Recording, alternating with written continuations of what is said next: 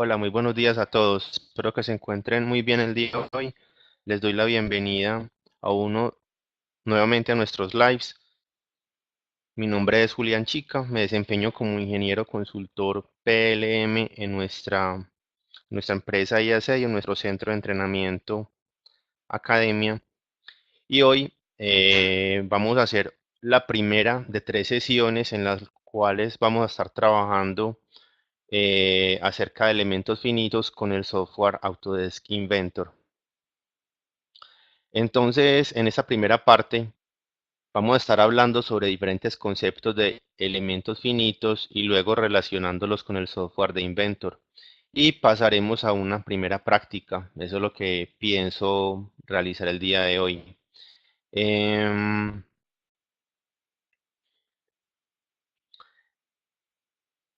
lo primero que tengo para contarles es por qué cae, o sea, por qué análisis por elementos finitos o eh, por qué ingeniería asistida por computador. Entonces, el término CAE significa ingeniería asistida por computador y es un término que se le acuña a cualquier tipo de programa que sirva para hacer simulación. Uno de los software de simulación o uno de los tipos de software de simulación es particularmente el FEA o Finite Element Analysis, que traduce la sigla, listo, análisis por elementos finitos. Entonces, ¿por qué? En nuestros días, todo producto antes de salir al mercado debe ser probado bajo circunstancias de uso e inclusive circunstancias extremas. Para ese fin se crean los prototipos y por prototipos me refiero a ambos, prototipos físicos y prototipos digitales. Entonces, eh, cada vez más, desde la aparición del CAD hace ya bastantes años, ya llevamos más de alrededor de unos 40 y tantos, 50 años trabajando con programas CAD programas CAD de forma comercial, o sea, por allá existían algunas empresas privilegiadas que tenían acceso a esos programas y luego desde Autodesk en el 82 salió el primer software de modelado CAD para computadores personales que fue AutoCAD precisamente. Posteriormente fueron apareciendo otros. Entonces, desde que el CAD se volvió un elemento común en las empresas, un elemento de diseño, casi que paralelamente aparecieron métodos de elementos finitos aplicados a software. Entonces, vamos a estar desglosando varios temas durante esta presentación, qué es elementos finitos, qué es un prototipo digital, por qué es conveniente hacer análisis en un prototipo digital antes de fabricar. Cosas como esas son las que nos interesan en este momento. Entonces, la ingeniería asistida por computador, así ya como les dije, CAE por sus siglas en inglés, está conformada por una serie de aplicaciones, que en este caso son software, que permiten predecir el comportamiento del producto en diferentes contextos de uso antes de ser fabricado. Entonces, esto es muy importante. Antes de hacer cualquier tipo de manufactura, cualquier tipo de impresión 3D, cualquier tipo de prototipos, la idea es que estos prototipos digitales, que es como se les llama ahora los modelos generados en computador, eh, se prestan para hacer muchos tipos de pruebas. Entonces, si estamos hablando de una carcasa plástica como el ejemplo, se le pueden hacer análisis de llenado de moldes, se les puede hacer análisis de elementos finitos en contexto de uso, se les puede hacer análisis de impacto, o sea, dejando caer el componente al piso. Podemos hacer diferentes análisis de estrés, a los análisis de fatiga, a los componentes de amortiguación de los botones. ¿Para qué? Para saber en cuántos ciclos el componente va a fallar por fatiga. O sea, yo puedo hacer muchos tipos de elementos, muchos tipos de análisis de elementos finitos sobre el prototipo digital. Y uno de esos tipos de análisis es el que nos vamos a embarcar el día de hoy durante estas tres sesiones, durante este jueves y los dos venideros, vamos a estar trabajando con el software Autodesk Inventor y viendo sus capacidades para trabajo con elementos finitos. Entonces, Esas aplicaciones de software reciben la geometría, prototipo digital como lo llamamos, y recrean el comportamiento del producto como si fuera fabricado en el material que sea. Listo. ¿Por qué ingeniería asistida por computador? Aquí tenemos un prototipo digital y al lado derecho tenemos el prototipo físico o el prototipo final, el que ya se vende. Entonces, cuando yo tengo un prototipo digital, yo como les conté, yo puedo hacer diferentes pruebas sobre este antes de comenzar a fabricar los primeros prototipos físicos. ¿Qué me va a brindar estos análisis previos a la fabricación que me van a brindar? Me van a brindar la oportunidad de encontrar problemas, optimizar el producto antes de llegar a la fabricación final. Entonces, el producto que se fabrica hoy en día es mucho más confiable y requiere mucho menos cantidad de pruebas físicas o inclusive otro tipo de pruebas ya son las que se requieren, diferentes a las de esfuerzos para validar que el prototipo funcione. Antes, cuando no existían programas de elementos finitos o cuando eran muy costosos y pocas empresas tenían acceso a ellos, había que pasar por un proceso de modelado, prototipos y a partir de los prototipos optimizar modelado. Hoy es posible hacer un ciclo dentro del mismo software de modelado y optimización gracias yo diría, democratización de software de elementos finitos. Ahora es común encontrar en programas como Autodesk Inventor, entre otros, Fusion, entre otros, encontrar herramientas de análisis de elementos finitos para poder que la persona que modela, esa persona que modela obviamente debe tener conocimientos de análisis por elementos finitos, no solamente de manejar el software, sino saber interpretar resultados y cargar las condiciones de frontera adecuadamente para que los resultados del análisis por elementos finitos sean confiables. Entonces, pasemos a la parte siguiente. Esta otra parte de introducción es breve, materiales y productos. Todos los productos elaborados en la industria están elaborados de algún tipo de material, o sea, todos tienen algún tipo de material. Las características tanto del material como del producto terminan sugiriendo un método de producción. Eso es inherente al material, o sea, yo proceso plásticos por extrusión, por inyección, inyección soplado, entre otros procesos. Yo proceso metales por por extrusión, por fundición y luego atemperado, luego un acabado. O sea, yo hago diferentes tipos de procesos y cada material sugiere un proceso de fabricación diferente. Y ese proceso de fabricación hace que el material tenga un comportamiento a la hora de ser procesado. Todos los productos en el mercado están elaborados para cumplir con unas prestaciones en su contexto de uso. Todos, o sea, todos. Una silla está diseñada para que soporte por lo menos dos veces el peso que dice que soporta. ¿Para qué? Para que no le vayan a someter a esfuerzos para los cuales no fue diseñada. Listo. Todo, un mouse está diseñado para que usted lo apoye su mano, presione unos botones y manipule el computador. No está hecho para que alguien se pare en él. Si alguien se para en él, muy posiblemente los materiales van a fallar y el producto se va a quebrar. Pero es porque está hecho para un uso determinado, no está hecho para que se paren en él. Y así pasa con muchos productos. Los productos están hechos para un contexto de uso. Si el producto se usa mal, se usa en un contexto diferente, muy posiblemente los materiales con los que fue fabricado van a fallar. ¿Por qué? Porque no está hecho para eso. Entonces el contexto de uso dice mucho de qué materiales se deben utilizar o más importante, qué resistencia deben tener los materiales y qué resistencia debe tener el componente fabricado con esos materiales en ese momento. Entonces, todos los materiales con los que contamos ahora para diseñar tienen unas propiedades físicas, químicas, entre otras, de las cuales el diseñador saca ventaja al desarrollar el producto.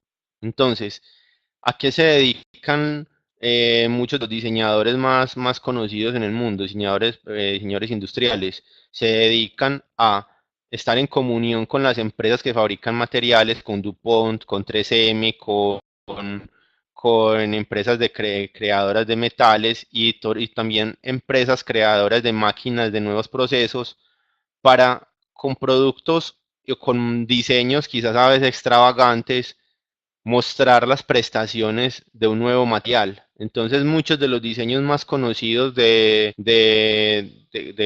sé, digamos un Karim Rashid, entre otros diseñadores, digamos que lo que hacen es ir, mirar qué hay de nuevo y con ese que hay de nuevo hacer algo que ellos llaman a diseño, arte, no sé, cada quien le dará su concepto. Pero lo más importante es que están mostrando y resaltando las nuevas prestaciones de un producto. Entonces eso le abre la mente a otra cantidad de diseñadores que trabajan en empresas ya, o sea, donde las empresas son las que tienen el nombre, no el diseñador, y las empresas desarrollan productos nuevos valiéndose de esos nuevos desarrollos. Entonces, ese es como el camino de los nuevos materiales o materiales de ingeniería que han salido. Y obviamente están tiempo atrás otros materiales de toda la vida como madera, eh, no tan de toda la vida en la historia como el acero, que otros metales que antes eran más fácil fundirlos. Entonces hemos ido evolucionando. Y, y las propiedades físicas y químicas son las que el diseñador debe tener en la mente, debe tener un abanico grande, por eso debe saber bastante de materiales, debe tener un abanico de materiales posibles para diseñar un componente, un producto o varios materiales para diseñar un mecanismo de un producto, y hacerlo siempre con la premisa de generar sacar el mayor desempeño al menor costo. Esa es la misión. La misión siempre es esa. Entonces, material aporta propiedades físicas, químicas, entre otras. El producto, interpretándose como la geometría misma, saca la mayor ventaja de las propiedades del material para cumplir con las prestaciones. O sea, el material de por sí tiene ya unas propiedades, pero está en el diseñador generar geometrías, donde por medio de la semántica de producto, la funcionalidad del producto, por medio del método de fabricación del producto, construir una geometría que tenga viabilidad de manufactura, tenga la resistencia suficiente para que pueda funcionar, para que pueda cumplir las funciones para las cuales fue diseñado. Entonces, la función del diseñador al final, ¿cuál es? Lo que acabo de decir, escoger el material más barato que aplicado al producto requerido permita que se cumpla con las prestaciones para las cuales fue diseñado. Entonces, esa es la gran diferencia entre un diseñador industrial y un artista o una persona que esté diseñando cosas solamente para la parte estética. El diseñador está diseñando productos que van a tener unas funciones. Esas funciones normalmente son las que van a validar si el producto es exitoso o no. Entonces, una de las condiciones es que los materiales sean resistentes y que el producto sea fino, entre otras cualidades que debe tener un producto. Ahora vamos al tema que nos compete o el tema del que vamos a hablar durante estas sesiones, que son elementos finitos.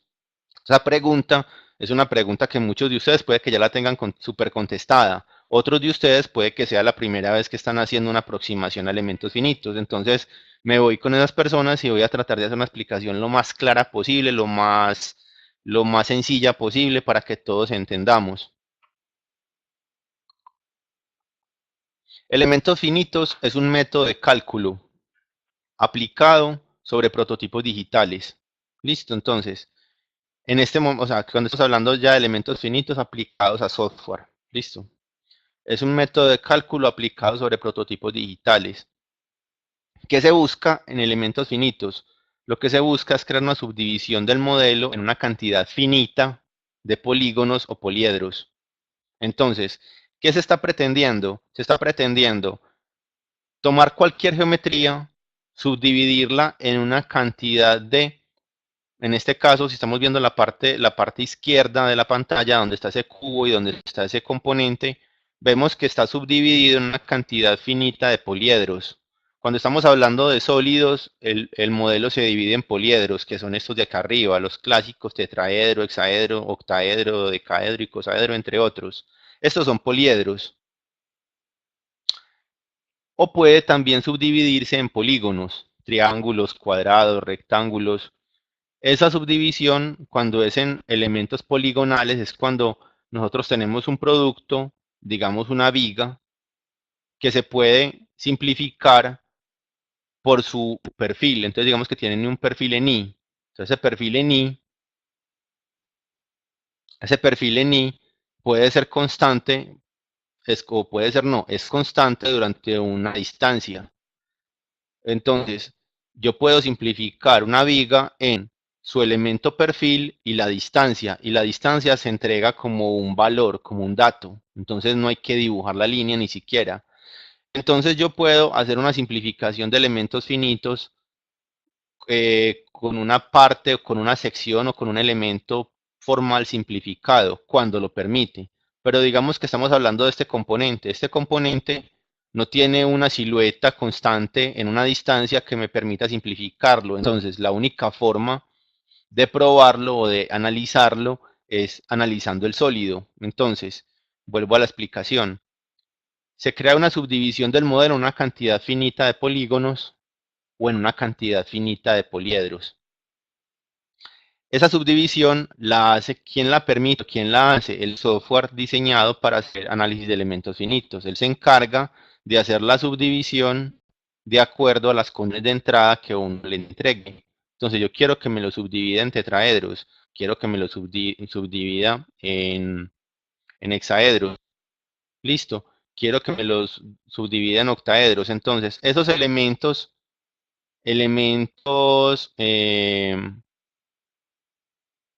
poliedros dentro del análisis por elementos finitos, vamos a ver que tiene unas características. Enseguida paso a esa parte de las características. Por ahora, quiero que quede claro.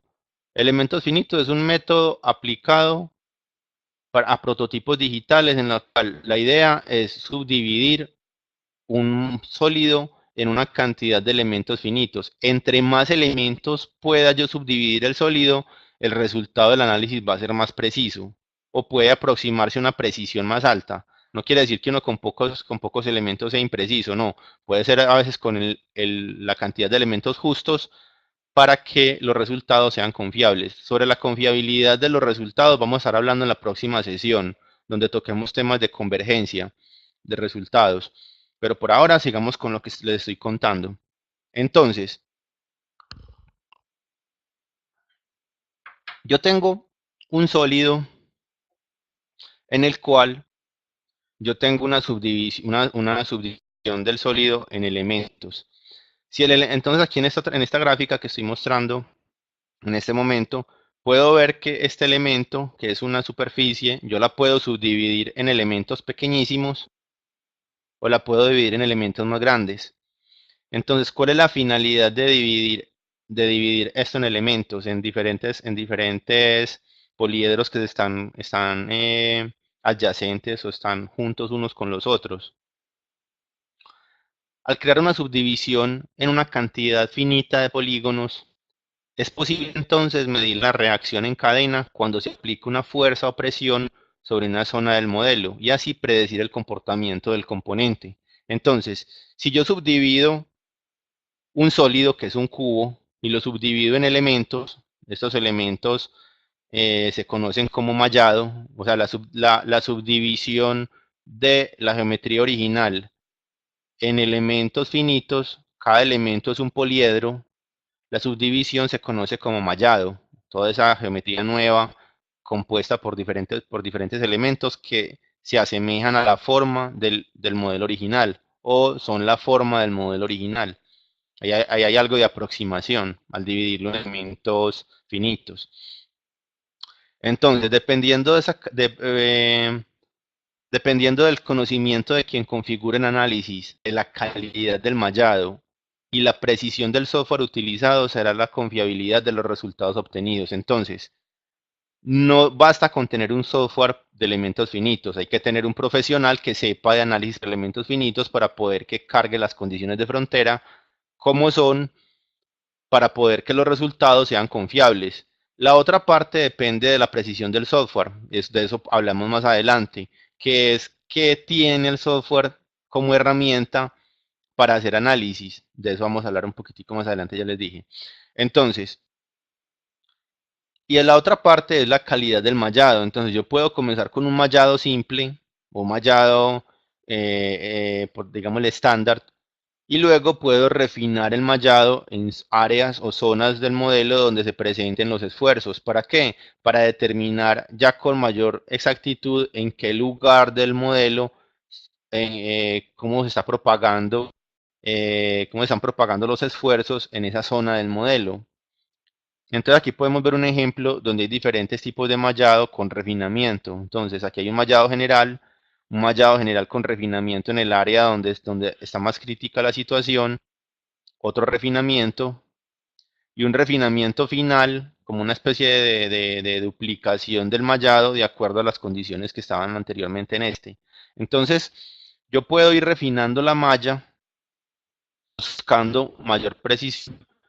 Y como ya les dije, cuando estemos viendo el tema de convergencia, vamos a ver la justificación entre los cambios y cuándo no yo puedo determinar como persona que analiza el resultado, cuándo es confiable el resultado. O sea, no solamente obtener un resultado, es decir, ese resultado es confiable, no, yo tengo que valerme de herramientas del software para poder validar si los resultados obtenidos están siendo confiables. Una parte de la confiabilidad es comporta en los resultados. La otra parte de la confiabilidad es que como yo determine las cargas. Yo aplico la presión mal aplicada en la dirección que no es, no contemplo todas las variables, estoy haciendo un análisis que no va a dar unos resultados confiables por la misma forma de condicionar el sistema, de crear las condiciones de frontera. Pero si lo primero se cumple y la parte del mallado bien, ya simplemente el éxito del análisis de elementos finitos es que la persona que los haga sepa interpretar bien los resultados que arroja el software. O sea, que esos números, esos colores, esa lectura sobre esa información sea la correcta.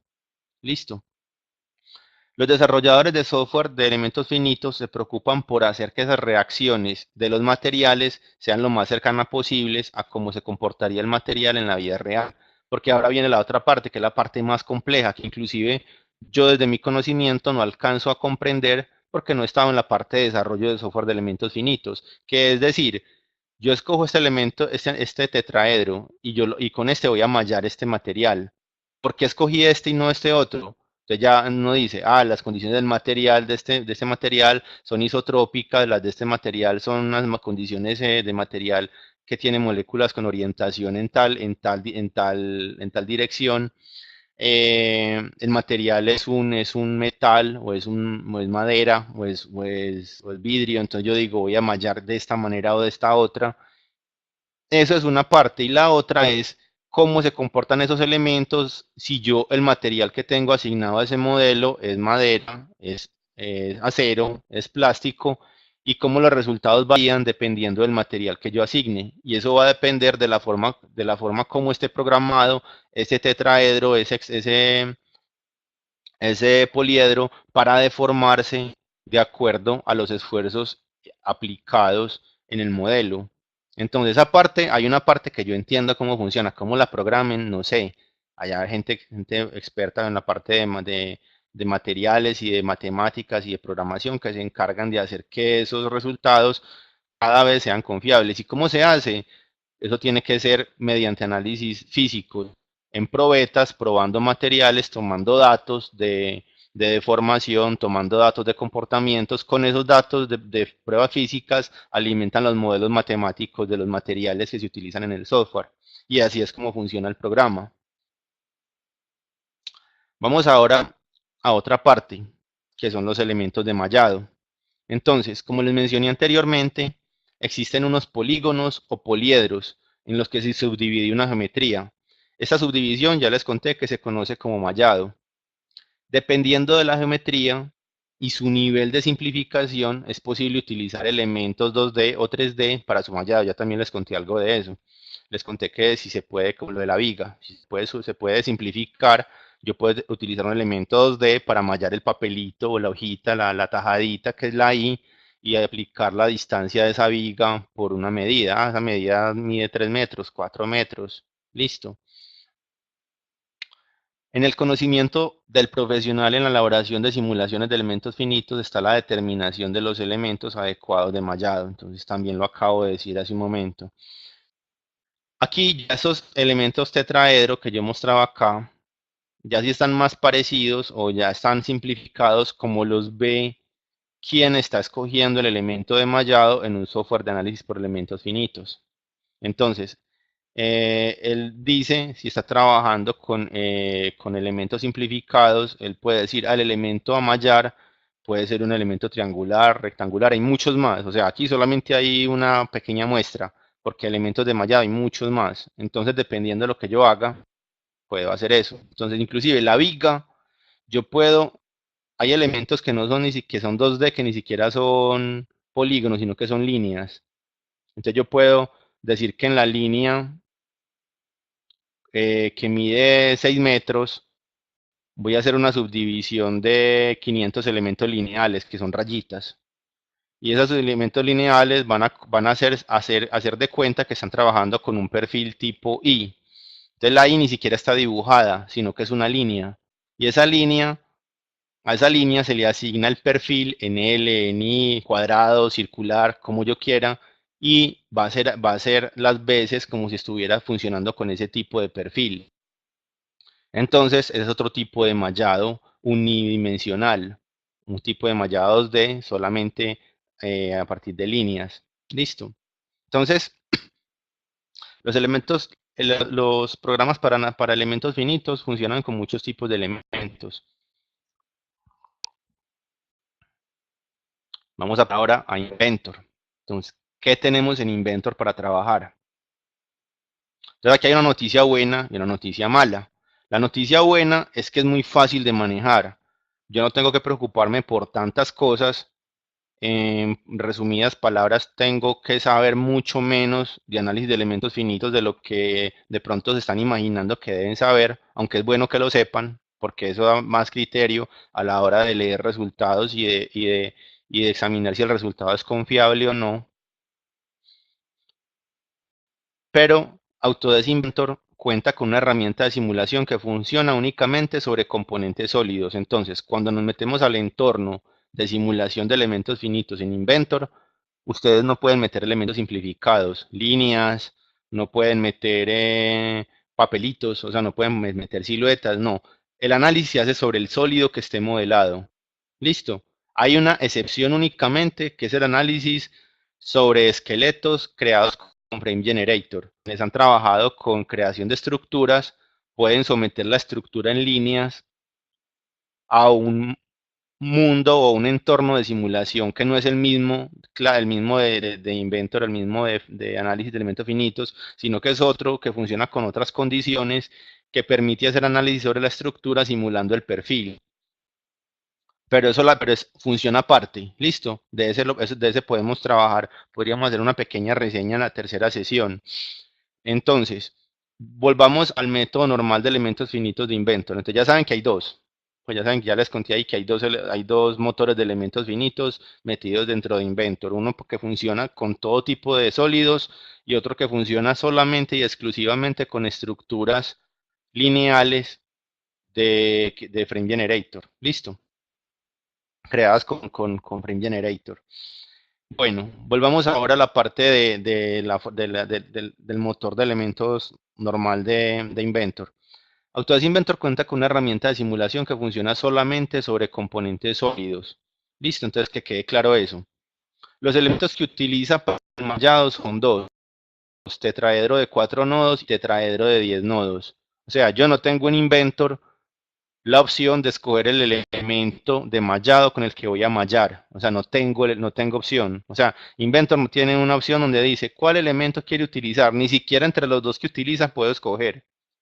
Inventor distribuye de forma automática en los polígonos que constituyen la malla. O sea, él hace la subdivisión, el refinamiento inicial que usted le determine.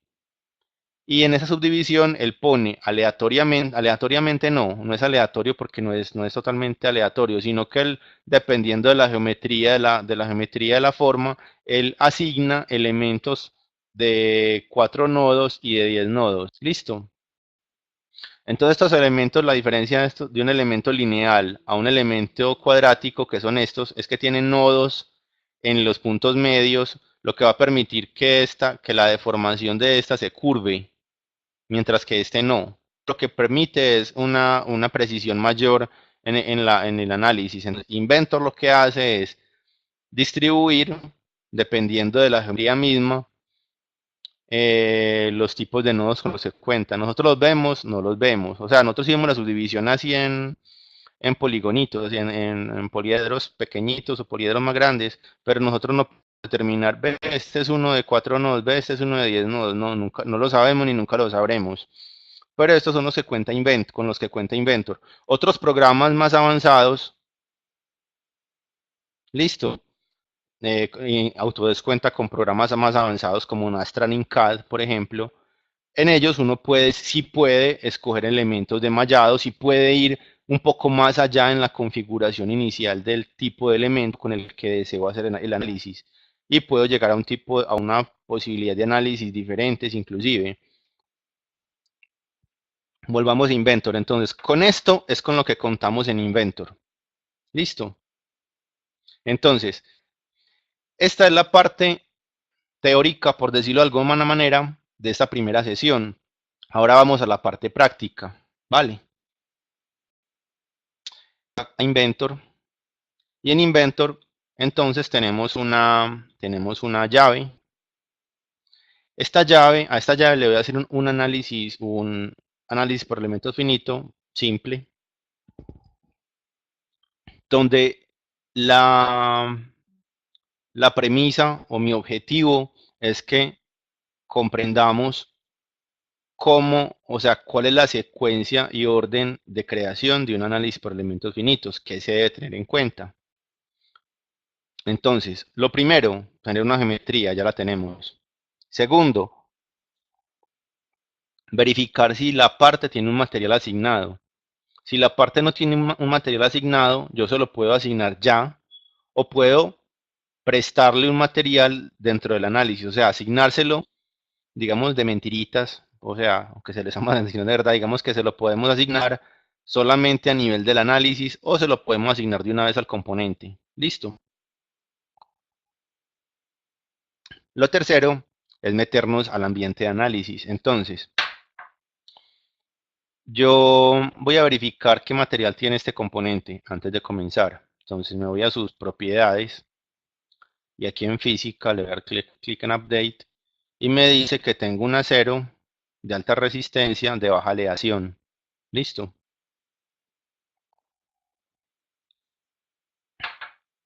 Entonces, tengo este material, el material ya está cargado. Si no lo tuviera, igual podría irme al análisis, solo que en el análisis tengo que, sí o sí, asignarle un material, porque es una de las condiciones para que funcione. Segundo, ir a la cinta de ambientes y en la cinta de ambientes darle clic acá donde dice análisis de estrés.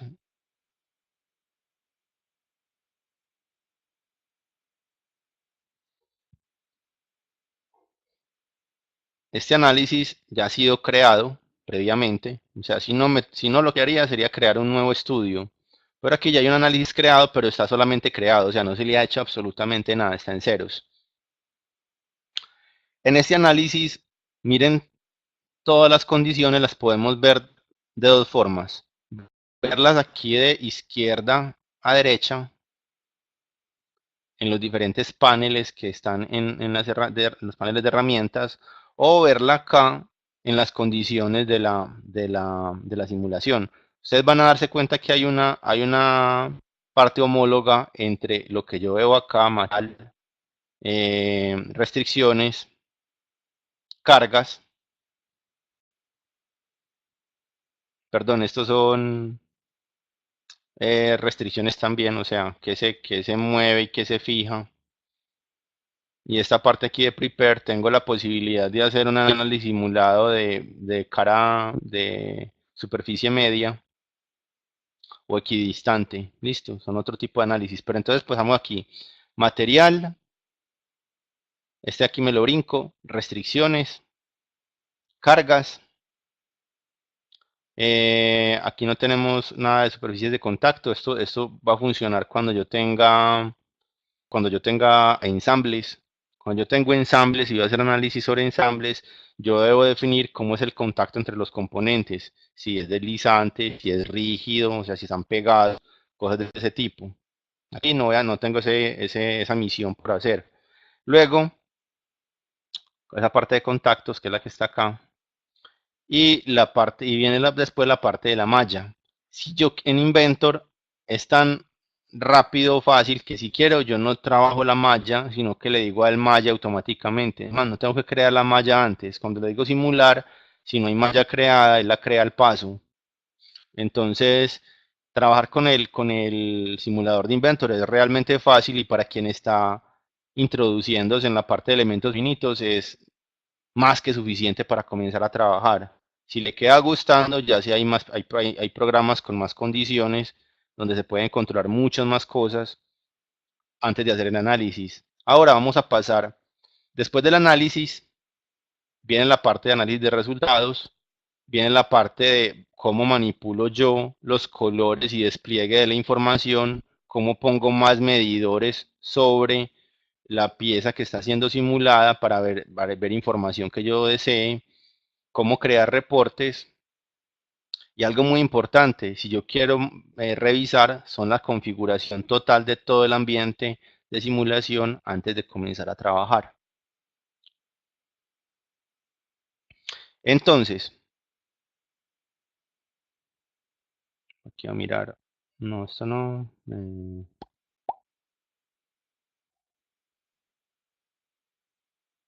listo, está mirando a ver si de pronto hayan preguntas o algo, no.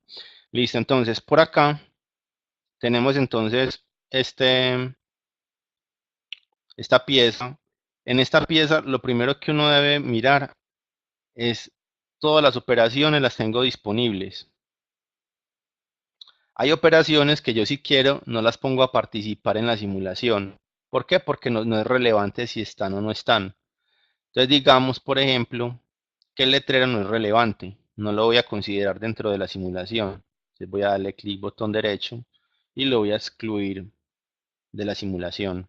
No lo borré. Aquí solamente lo estoy excluyendo de la simulación. Es como si lo hubiera suprimido. Listo. Bueno, lo siguiente, en la parte de material, yo le puedo dar clic voy a decirle mostrar material. Todos los materiales, está mostrando el material con el que está cargado. También podría asignarle materiales. Entonces yo desplazarme acá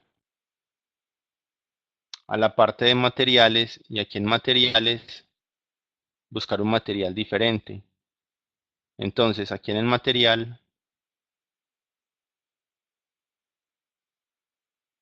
podría definir un material diferente. Entonces, este override material sería: no le haga caso al material que trae el componente, sino que hágame la simulación con este otro, que es aquí donde yo les decía. Pero si el material original fuera el genérico, o sea, que no tenga el material, que no tiene material, yo podría hacer un override de material y ponerle uno diferente. En este caso no voy a cambiarlo, simplemente lo voy a dejar así. Y hay una parte importantísima para la lectura de resultados, que es lo que yo estoy analizando en el factor de seguridad. Entonces, el análisis de elementos finitos en Inventor parte de una premisa muy importante. Los materiales o los análisis que son confiables acá aplican para materiales isotrópicos. Si yo estoy manejando materiales anisotrópicos, aquí no va a funcionar eso. Entonces, así explicadito rápido, ¿qué es isotrópico? Isotrópico es que el resultado de aplicar un esfuerzo en cualquier dirección del material va a generar los mismos resultados en la forma como se propaga el esfuerzo. O sea, se asume que la orientación molecular es tan uniforme que no importa por donde usted aplique el esfuerzo, el resultado de formación va a ser igual en todas las direcciones. Muy diferente, muy diferente, o hay que considerar esa situación. Por ejemplo, un material un material extruido. Un material extruido tiene cierta orientación molecular, entonces va a hacer que el componente o la parte tenga más resistencia en la dirección, o sea, tenga más resistencia en la dirección donde las moléculas están estiradas y tenga menos resistencia a 90 grados, donde puede fracturarse más fácil.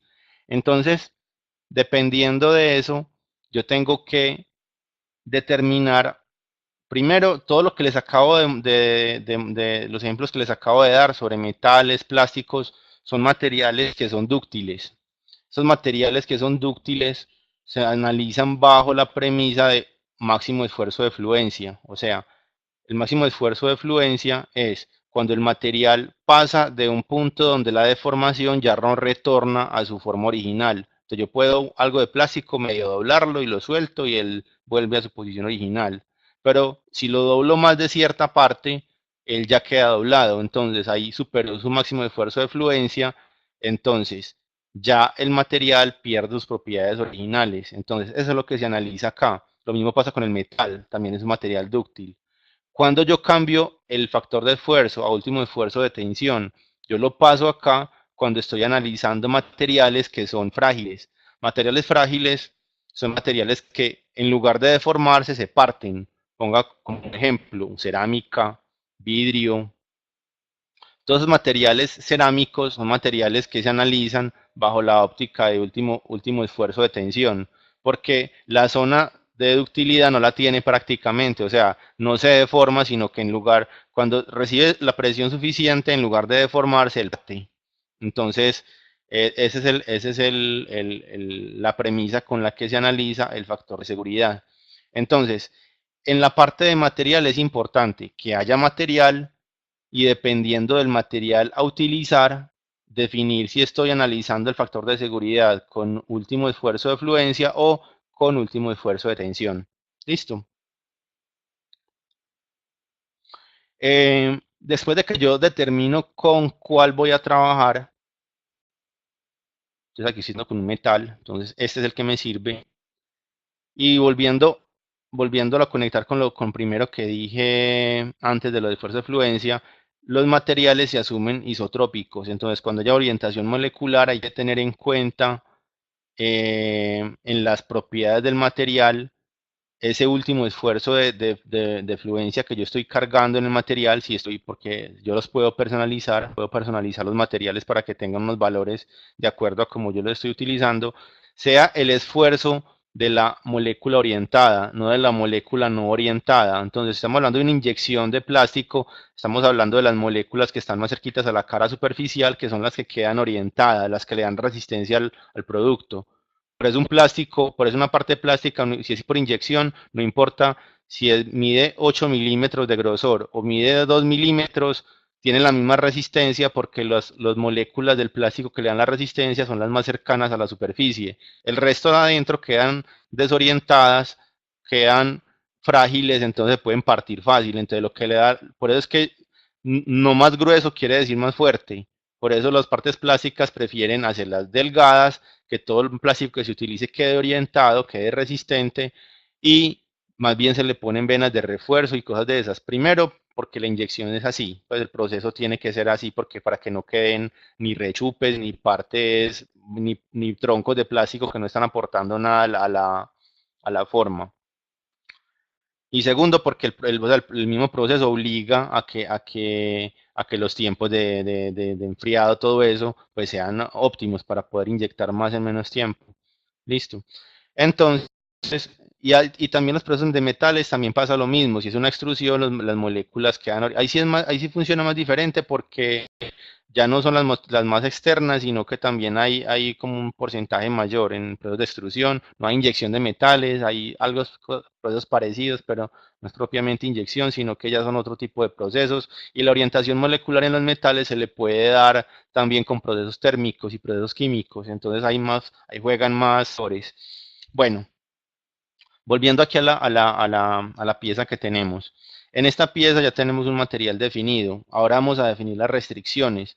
En las restricciones voy a definir el material, perdón, el componente, dónde se mueve y dónde no se mueve. Entonces aquí en lo que es fijo, voy a ponerle una condición fija y se la voy a poner en esta cara. Listo. Aquí parece que ya tiene unas cargadas. Ya tiene unas cargadas. Voy a borrarlas y volverlas a poner. Listo. Pensé que estaba solito el modelo. Borrémoselas. Y vamos a volverlas a crear. Entonces yo le pongo una condición fija al modelo en este par de caras que es donde se supone que está agarrando una tuerca que va a apretar o que va a aflojar. Entonces, estas caras son las que se oponen al movimiento. Entonces, cuando yo estoy cargando un análisis por elementos finitos, yo tengo que pensar qué se opone al movimiento. Lo que se opone al movimiento son las caras donde está agarrando la tuerca o lo que va a zafar. Listo. Entonces, ahí son caras fijas. Nada más por el momento. ¿Qué es lo otro que yo debo tener en cuenta? Debo tener en cuenta dónde estoy aplicando una fuerza o una presión. Entonces, hay que saber bien cuándo aplico una fuerza y cuándo aplico una presión. Las fuerzas tienen orientación, tienen magnitud y tienen dirección. Una dirección que yo puedo controlar. Y la dirección de toda la fuerza siempre va en la misma dirección. O sea, si yo aplico una fuerza sobre esta cara, yo no puedo aplicar aquí que empuje desde acá, luego que la otra que empuje desde acá, no, todas en la misma dirección. Háganse de cuenta un montón de flechitas, todas en la misma dirección. Diferente si yo aplico una presión. Una presión, yo la aplico en una superficie, si yo la aplico por ejemplo acá, van a haber una cantidad de flechitas ya no en la misma dirección, sino que todas las flechitas van a estar apuntando siempre de forma perpendicular a la superficie en ese punto. Entonces háganse de cuenta un montón de flechitas o pelitos saliendo de forma perpendicular de la superficie. Muy diferente. Entonces, dependiendo de lo que yo vaya a aplicar, yo puedo aplicar una fuerza o una presión. Ya que hay otros tipos de cargas, como son la carga tipo bearing, que es cuando yo estoy aplicando una fuerza en un componente, pero no quiero que se amarre a la superficie, sino solamente a la dirección. Entonces, no importa cómo gire o cómo se mueva el objeto, siempre la magnitud va a estar, hágase de cuenta, deslizante, como si yo estuviera haciendo, se llama bearing, es como si fuera un rodamiento. Entonces, si yo aplico una fuerza sobre una cara de un rodamiento, no importa si el componente que yo estoy empujando se mueve, la fuerza va a deslizarse entre comillas sobre esa superficie, siempre apuntando en la misma dirección. Entonces son unos tipos de cargas útiles. Y las cargas de momento se generan cuando hay rotaciones y cuando hay varios movimientos mixtos que se generan momentos. Esas son de las más difíciles de imaginarse. Pero para eso hay otra solución que voy a estar trabajando en la tercera sesión, que es hacer provecho de análisis dinámicos para hacer análisis estáticos. Para allá más a ver, pues en la tercera sesión van a ver qué es eso. Listo, entonces acá yo voy a cargar una presión, no, carguemos una fuerza, perdón, cancelar, cancelar. Vamos a aplicar una fuerza y la fuerza la voy a aplicar sobre esta zona del modelo, que es donde digamos que están apoyando los dedos de la mano con los que estoy haciendo la fuerza. Entonces, como es una fuerza, tiene magnitud y tiene dirección. Entonces, la dirección se la vamos a aplicar valiéndonos en este caso de una línea del modelo. Esta línea me ofrece una dirección para aplicar la fuerza. Listo. Y la magnitud le voy a poner 500 newtons en este caso. Listo. Ahora, ya tengo condiciones de frontera. Podría generar ya la malla. En la malla inicial, como queda, ya se hizo la subdivisión en elementos finitos. Entonces miren que acá están cada uno de los elementos. Ahí pueden encontrar los tetraedros que se acaban de distribuir por todo el modelo.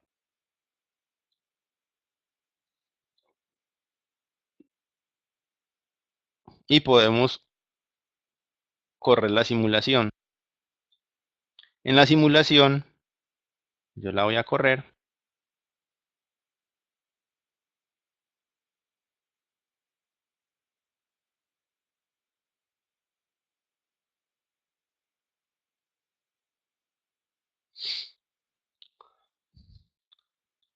Y aquí en la simulación, miren que hay un desplazamiento exagerado. Eso es lo que, algo de algo bueno, elementos finitos. No es que se haya, algo que uno no debe nunca imaginarse, es que la pila se va a deformar todo eso. Eso es mentira. Es una exageración de movimiento que le dice a uno cuánto se está deformando el componente. Entonces, si yo animo aquí, aquí simplemente le pongo animar, ustedes van a ver cómo se propaga el esfuerzo,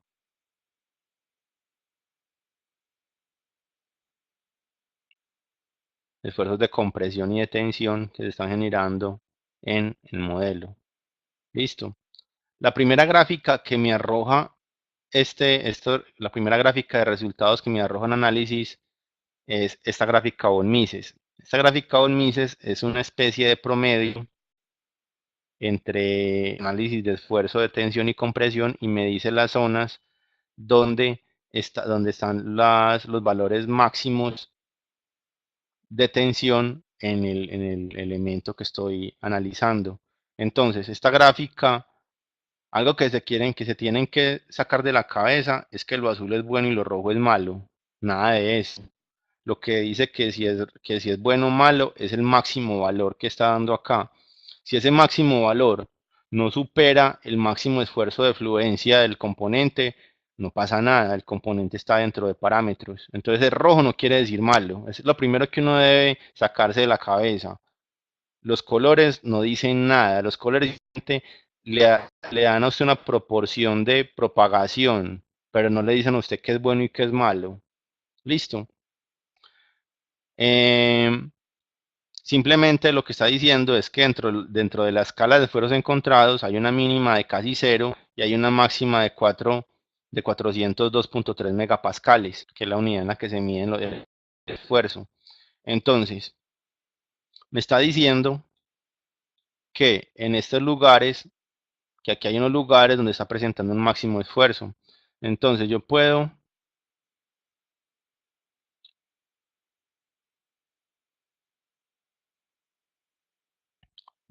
desde que yo tenga estos resultados, identificar los valores máximos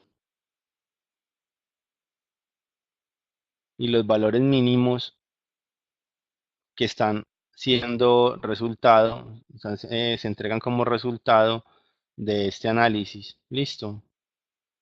Entonces, en este botón yo puedo sacar un indicador que me muestre dónde está presentando precisamente ese máximo indicador de esfuerzo.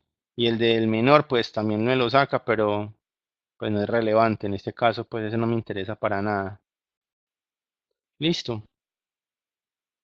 Entonces, después de que yo tengo esos resultados, ya comienzo a mirar e interpretar resultados. Entonces, tengo una primera gráfica que me dice los valores máximos y me dice, bueno, esto de acá, entonces voy a hacer el camino más corto, listo, el camino más corto para interpretar resultados y el más fácil. Hay una gráfica que es la mejor gráfica que tiene este análisis de esfuerzos, que es la gráfica de factor de seguridad. Listo. El factor de seguridad es una división simple de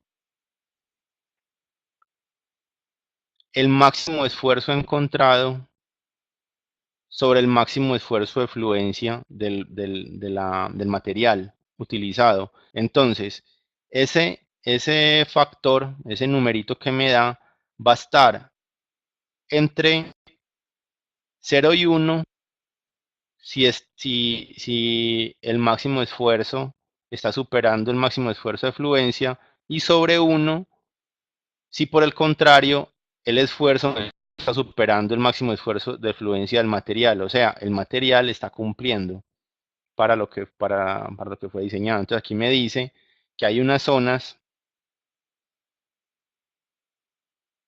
que yo debo revisar. Aquí el valor que me sirve no es el máximo, es el mínimo. El mínimo es 0.69. Aquí en este punto me está diciendo que el factor de seguridad está en 0.7. ¿Qué quiere decir en 0.7? Que esta parte o en esta zona del material posiblemente, porque yo en este momento no puedo asegurar que está fallando, porque todavía no he hecho tareas de convergencia para verificar si el resultado es confiable o no. Entonces, en este momento no puedo asegurar que está mal, o sea, que esté fallando. Solamente puedo decir, en este análisis inicial que yo acabo de hacer, me está diciendo que en esta zona se está presentando un factor de seguridad de 0.7. ¿Qué quiere decir esto? Que en un 70% está dejando de cumplir, más bien en un 30% está dejando de acercarse al factor mínimo de seguridad que es 1. Listo. El factor de seguridad lo digo, no lo determina el análisis, lo determino yo como diseñador. El factor de seguridad adecuado para esta pieza es de 2. O sea, todo el máximo esfuerzo tiene que estar en 2. O sea, no puede, si está en 0.7 está malo, si está en 1.5 está malo. Porque yo digo, tiene que resistir por lo menos el doble del máximo esfuerzo de fluencia para poder que diga que esta pieza está apta para sus prestaciones de funcionamiento en contexto de uso. Entonces, aquí yo solamente puedo asegurar que posiblemente hay un esfuerzo máximo acá que no está cumpliendo con el factor de seguridad. Entonces, con otros análisis de convergencia, vamos a analizar si este resultado es confiable o no, pero no sobre todo de este máximo esfuerzo, que también se presenta acá en esta misma parte, donde es el mínimo factor de seguridad, es el máximo esfuerzo de fluencia. El máximo esfuerzo de fluencia no el máximo esfuerzo sobre el componente que estoy analizando.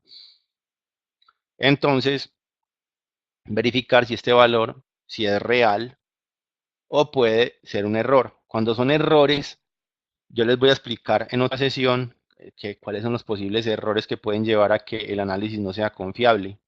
Listo. Entonces,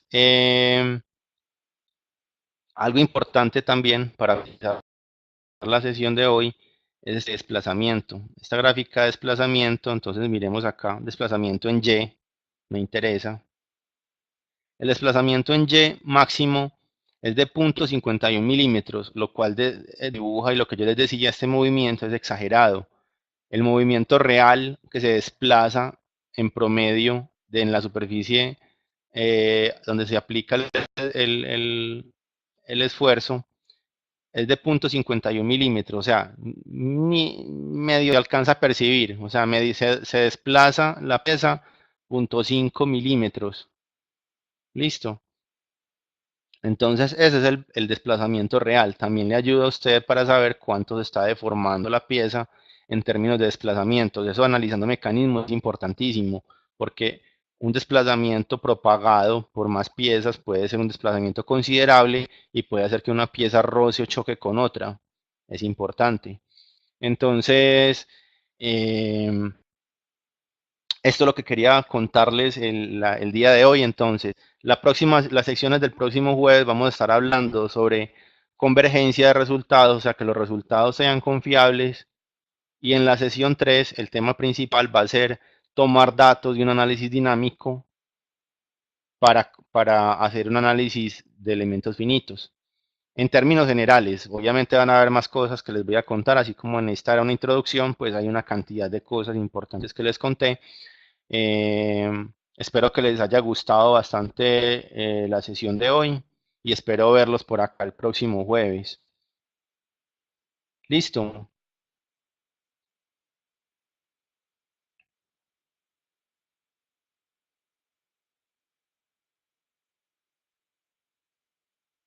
Por aquí tengo unas preguntas. ¿Qué propiedades son importantes al crear el material? El material es importante, una de las propiedades que son como intrínsecas del material es la densidad, y dependiendo del análisis, el máximo esfuerzo de fluencia o máximo esfuerzo de tensión son las más importantes. Listo. en los metales. Entonces, cuando estemos viendo en la próxima sesión, me pego una asomadita por la parte de materiales y les muestro las variables importantes que deben tenerse en cuenta por si consultan el material en una página como MadWeb o en un registro de materiales de un proveedor para que sepan qué es lo que hay que cargar. La sesión queda grabada, sí. El inventor es limitado, eso depende desde la perspectiva Ronald. Es limitado para unas cosas, pero para otras es totalmente suficiente y es confiable. Entonces, no es que, o sea, la limitación sí va en las capacidades, pero en lo que es capaz es bueno y es confiable. Es lo que quiero que quede claro. O sea, no puede uno determinarlo en términos de bueno o malo, de pronto en limitado o no limitado, si es una buena forma de tomarlo, pero quiero que ese limitado se entienda como capacidades y en las que es bueno, en las que es bueno, no, en las que es capaz, es muy bueno, o sea, es confiable y los resultados son confiables.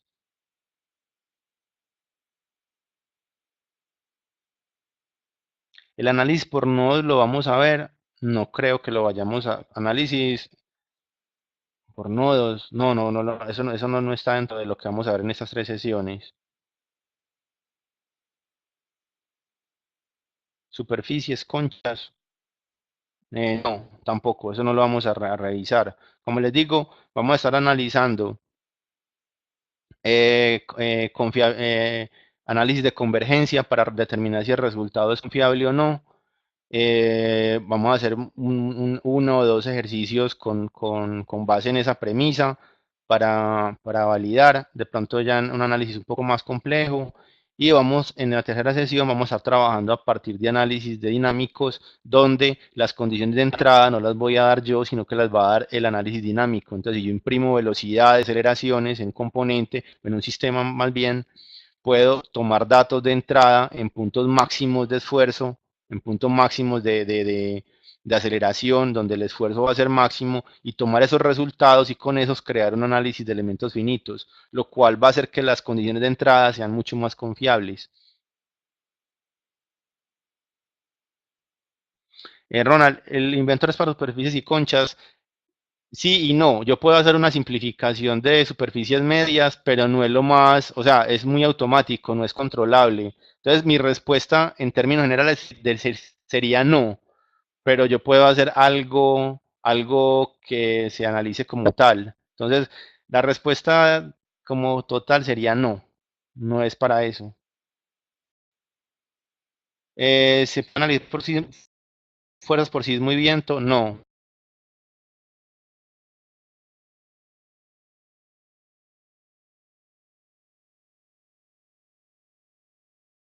la respuesta es no. Listo. Acá las tomamos en cuenta y dependiendo, o sea, dependiendo de lo que sean, puede que sean tema de los siguientes capítulos de estos lives, o si son de otra cosa diferente, simplemente les daremos la orientación requerida. Listo.